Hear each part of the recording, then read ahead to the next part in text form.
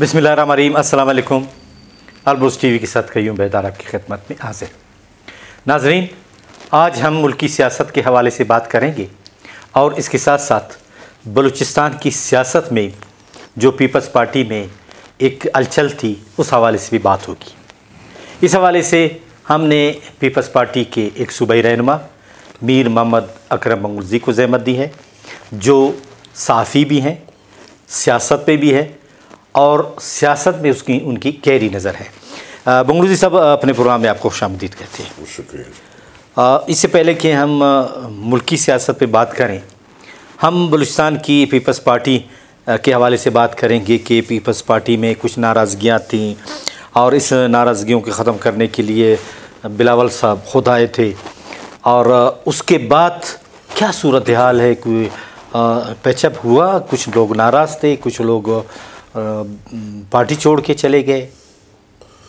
मुझे नहीं पता किसकी बात कर रहे हैं जिन्होंने पार्टी छोड़ा है, और यकीनन पार्टी में कुछ इख्तिलाफात थे और उसकी बुनियाद पे पार्टी की कुछ जो सूबाई कायदीन से कुछ डिसिप्लिन की खिलाफ वर्जी हुई, जिस पर मरकज़ ने उनको शोकाज़ नोटिस जारी कर दिए। फिर उन्होंने जो है अपने जवाब भी जमा करा दिए हैं।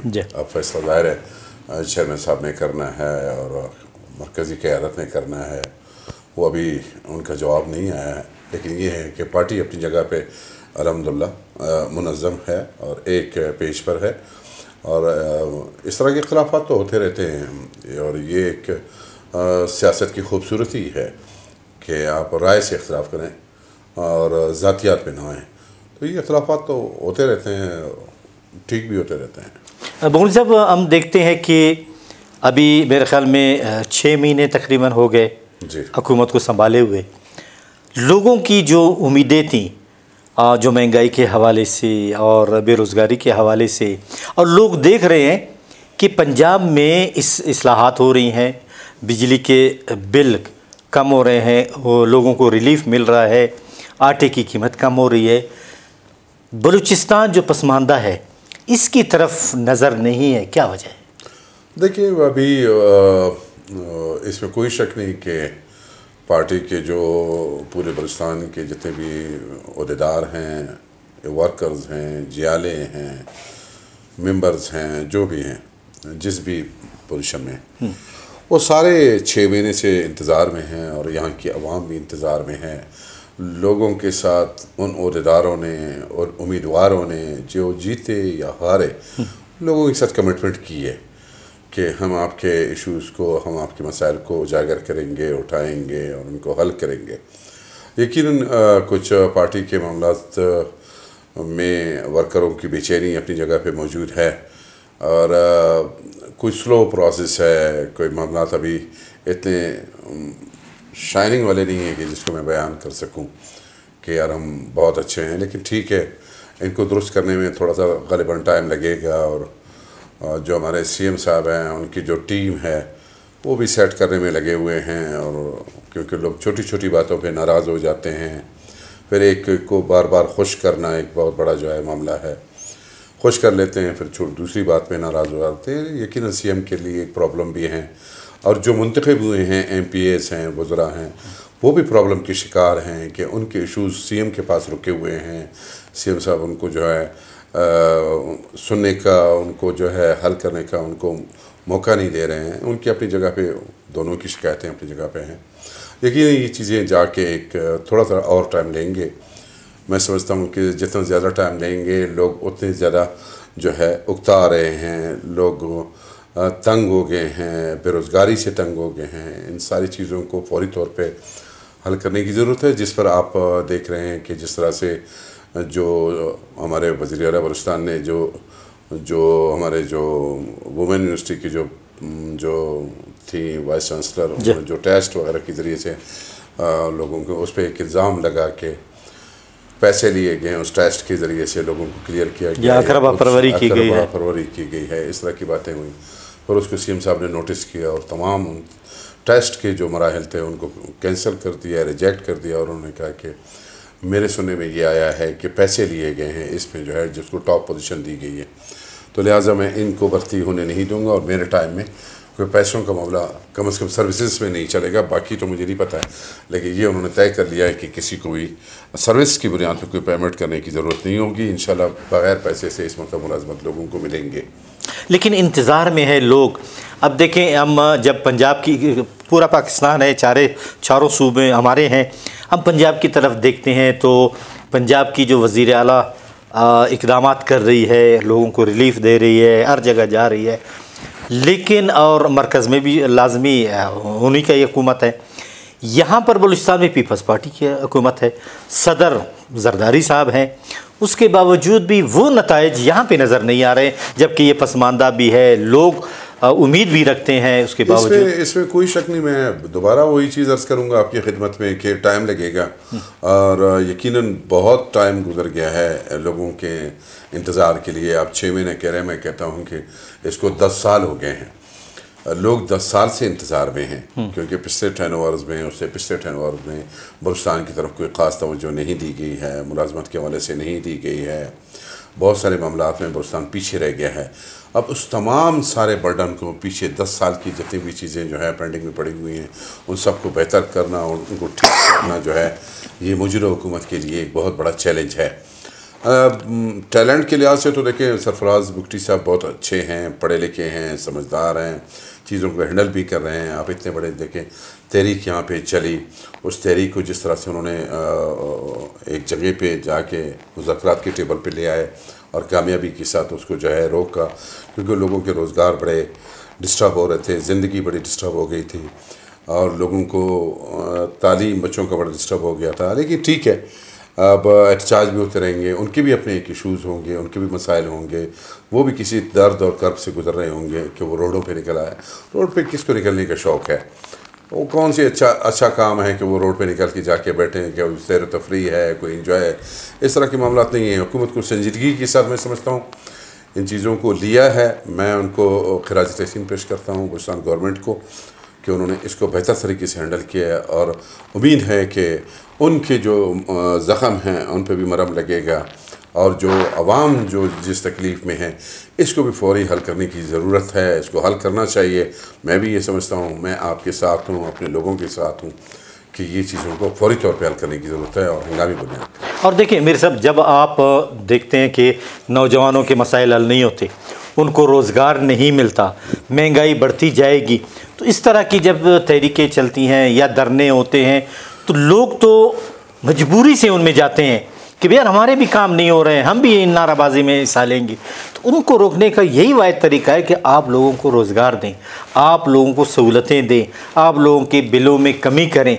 देखिए, एक तरफ अब जिस तरह से प्राइम मिनिस्टर ने 5 डिपार्टमेंट को ख़त्म करके 1.5 लाख जॉब्स जो आने थे उनके लिए उनको भी ख़त्म कर दिया। उसने कहा कि मज़ीद जॉब हम नहीं दे सकते। लेकिन गवर्नमेंट का काम यही है पूरी दुनिया में जॉब देना, कहीं पर नहीं है कि गवर्नमेंट जॉब के लिए पोस्टें क्रिएट करे या उसके लिए। हाँ, मौक़े आप पैदा करें, आप फैक्ट्रीज़ को लाएँ, आप सनतों को लाएँ, आप दीगर चीज़ों को, तिजारत को ले आएँ, सारी चीज़ों को मौका दें ताकि लोग, अभी आप इसको देख लें, जैसे एक छोटा सा यहाँ पे एक शॉपिंग मॉल था कोयटा में, वो क्लोज़ हो गया। ठीक है, बड़ा नामी गिरामी नाम लेना आपकी, क्योंकि उस पर मुनासिब नहीं है, वो क्लोज़ हो गया। उसमें कम से कम मैं समझता हूँ कि कोई 200-300 लोग मुलाजिम थे, वो बंद हो गया। तो इस तरह से उसके बंद होने से ठीक है, उसके ऑनर को क्या नुकसान है, क्या प्रॉफिट है, क्यों बंद किया, वो अपने इशूज़ जानते हैं।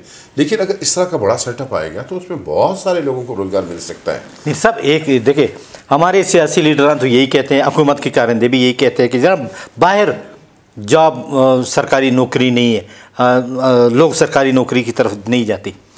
बाहर ये है कि जो बंदा जो बच्चा पैदा हो जाता है, पैदाइश से उसको वजीफ़ा मिलता है, उसके सारे अखराजात तालीमी वो गवर्नमेंट पे करती है, और जब तक वो जॉब में ना लगे उसको परेशानी नहीं है। अभी भी लेकिन नहीं सर, फ्री है ना आपका यार। आप जाए सिविल हॉस्पिटल में सर, एजुकेशन आपका फ्री है ना। फ्री कहाँ जाए आप जाए। आप अगर प्राइवेट पढ़ाना चाहते हैं वो आपकी मर्जी है, गवर्नमेंट ने तो फ्री कर दिया है, बुक्स दे रही है, स्कूल पे बैठे हुए हैं। लेकिन स्कूल के जो टीचर लाखों रुपए ले रहे हैं और उनकी ट्रेनिंग भी है सरकारी स्कूल में, वो उनके बच्चे बाहर पढ़ रहे हैं, सेक्रेटरीज के बच्चे प्राइवेट स्कूलों में पढ़ रहे हैं, उनको अपने स्कूलों पे एतमाद नहीं है। ऑप्शन है ना आपके पास, बेहतर से बेहतर सहूलियात आपके हमारी हर इंसान की एक ज़रूरत है कि आपको बेहतर सहूलियत मिले और बेहतर से बेहतर मिले। अब बेहतर से बेहतर के चक्कर में आप अगर प्राइवेट हॉस्पिटल चले जाते हैं और प्राइवेट स्कूल में चले जाते हैं और दीगर जो प्राइवेट अदारे हैं उनमें आप चले जाते हैं, तो ये आपके अपना मंशा है। आप कमा रहे हैं तो आप प्राइवेट में जाएंगे, आप एक्स्ट्रा नहीं, हम तो कहते हैं कि सरकार लाखों करोड़ों में एडमिशन के लिए जगह नहीं है बच्चों को। भाई आप लेके जाएं, वहाँ क्वालिटी भी तो नहीं है ना। क्वालिटी नहीं है तो फिर बच्चे लोग कैसे दाखिल करा रहे हैं? अभी गरीब गुरबा कहाँ जाए? आप अपनी ईमानदारी से बता दें, आप किस स्कूल में पढ़े हैं बचपन में? गवर्नमेंट की स्कूल में पढ़ा। तो बस खलास। देखिए, आपने जब आप कहते हैं कि हम सारे गवर्नमेंट स्कूल के लोग हैं, मैं भी गवर्नमेंट स्कूल का, हमारे टाइम में भी ये नहीं थे, लेकिन हम जबकि गवर्नमेंट स्कूल की जो टीचर्स थे बड़े काबिल थे, बड़े ट्रेंड लोग थे और बच्चों के मिजाज को, तबीयत को, और अच्छे आज तक जितने ब्यूरोक्रेट्स हैं वो टाट की स्कूलों से पढ़ के आए, अभी भी मौजूद हैं वो टाट वाले जो टाट की स्कूलों से पढ़ कर यहाँ पर आए। ठीक है, आपकी बात जहाँ तक है कि अब वो जो निज़ाम था टाट की स्कूल का उसको आपने ख़त्म कर दिया है, वो कमज़ोर हो गया है। आप इस पर बात करें ना। अभी आप ये कहेंगे बिल्कुल ही गवर्नमेंट कुछ नहीं कर रही है, तो ये बिल्कुल ही गलत। नहीं, मैं कहता हूँ देखो गवर्नमेंट कर रही है। अब आप हेल्थ कार्ड ले लें।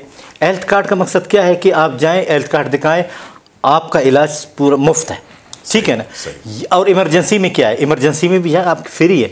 वहाँ पे जब आपके कोई भाई का एक्सीडेंट हुआ, किसी दोस्त का एक्सीडेंट हुआ, आप इमरजेंसी में जाएं, जो ना बोले कि ये आप मेडिकल स्टोर से लाएं। नहीं, ऐसा नहीं है सर। देखें आप जाएं, आप मायना करें। देखें, ऐसे नहीं है। आप एक आध केस हुआ होगा, मैं नहीं समझता हूँ कि शफाफ है। मैं इसको ये अमेरिका के साथ नहीं मिला रहा हूँ, मैं इसके साथ किसी तरक्की याफ्ता मुल्क के साथ। आप तरक्की पजीर मुल्क हैं, अभी तक आप चल रहे हैं, आप इन चीज़ों में आगे जा रहे हैं, अभी टाइम लगेगा, क्योंकि आपका जो निज़ाम है, आपका जो निज़ाम है, हमने उसका खुद बेड़ा गर्क कर दिया है। हम खुद उसको नहीं चाह रहे हैं कि ये बेहतर हो। कोई भी बैठा हुआ है वो सियासी फेवर ले के सीट पे जाके बैठता है, फिर वो उन सियासतदानों की खिदमत पे लग जाता है। सबसे बड़ी बुराई तो हमारी यही है। इनको शफाफ होना चाहिए। ये चीफ सेक्रेटरी के अंडर हैं, IG पुलिस के अंडर हैं, इनके होना चाहिए, उसके सरबराह से पूछ होना चाहिए। अगर किसी शहर में वारदात हो जाती है, किसी SHO की गफलत से हो जाता है, पुलिस की नफरी से हो जाता है, तो उसकी पूछ उस SHO से नहीं बल्कि उसके IG से होना चाहिए। मैं समझता हूँ कि अगर कोई ब्यूरोक्रेट्स के पोस्टिंग है, तैनाती है, ट्रांसफ़र है, ये सारी चीज़ें पॉलिटिकल सेटअप से हट जानी चाहिए। इनको चीफ सेक्रेटरी के हाथ में दे देना चाहिए कि वो करे, उसका निज़ाम है। आपके पास 2 बड़े लोग बैठे हुए हैं, आपके पास अदारों के सरबराह बैठे हुए हैं, आप उनको बुलाएं और उनसे पूछें कि यार ये क्यों नहीं है ठीक। आपके पास सेक्रेटरी बैठा हुआ है एजुकेशन का, आपका अगर तालीम का निज़ाम ठीक नहीं है, आप सेक्रेटरी को बुलाएं। अब सेक्रेटरी चूँकि यहाँ पे मनपसंद लोग अपने लिए चाह रहे हैं। अब CM साहब ने ये पहले भी पिछले स्पीच में कह चुका है कि यार मेरे ऊपर कितना प्रेशर है।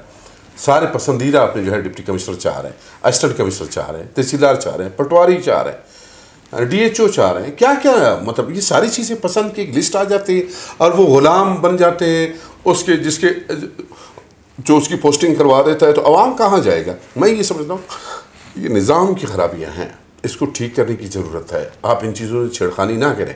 किसी ऑफिसर की तैनाती और किसी की ट्रांसफ़र पोस्टिंग के साथ किसी पॉलिटिकल मैन का कोई काम नहीं होना चाहिए, मैं समझता हूँ। देखिए, आप एक सियासी लीडर हैं, आप अपनी पार्टी के जिम्मेदार हैं।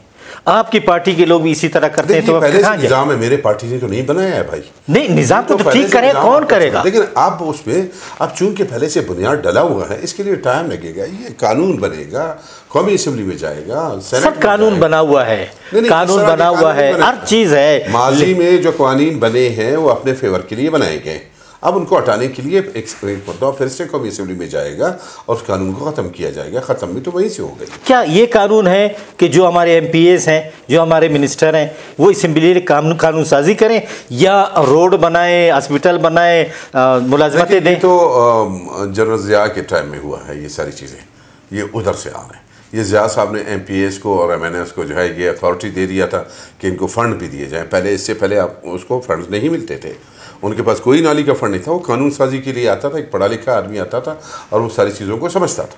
कौन इस निज़ाम को ठीक करेगा? करेगा, यही करेंगे जब हम अवाम, जब सबसे बड़ी ताकत अवाम है। मीर अकरम बंगलूरी साहब, बहुत बहुत शुक्रिया कि आपने हमारे सवालात के जवाब बड़े सब्र व तामुल से दी और हालांकि इस निज़ाम को ठीक होने में वक्त लगेगा, मुझे भी मालूम है कि क्या सूरत हाल है। बहरहाल फिर भी आपका शुक्रिया। नाज़रीन, आपने मीर मोहम्मद अकरम बगौज़ी साहब की बातें सुनी। उन्होंने बड़े सब्र व तहम्मुल से अपने हुकूमत का दिफा किया और यही कहा कि टाइम लगेगा, आवाम मुंतज़िर है कि वो वक्त अल्लाह करे कि करीब हो, आवाम के मसाइल हल हों, बेरोज़गारी ख़त्म हो, महंगाई ख़त्म हो, तब जाकर आवाम सुकून का सांस ले सकेंगे। कयूम बेदार को इजाज़त दीजिए। अल्लाह हाफ़िज़।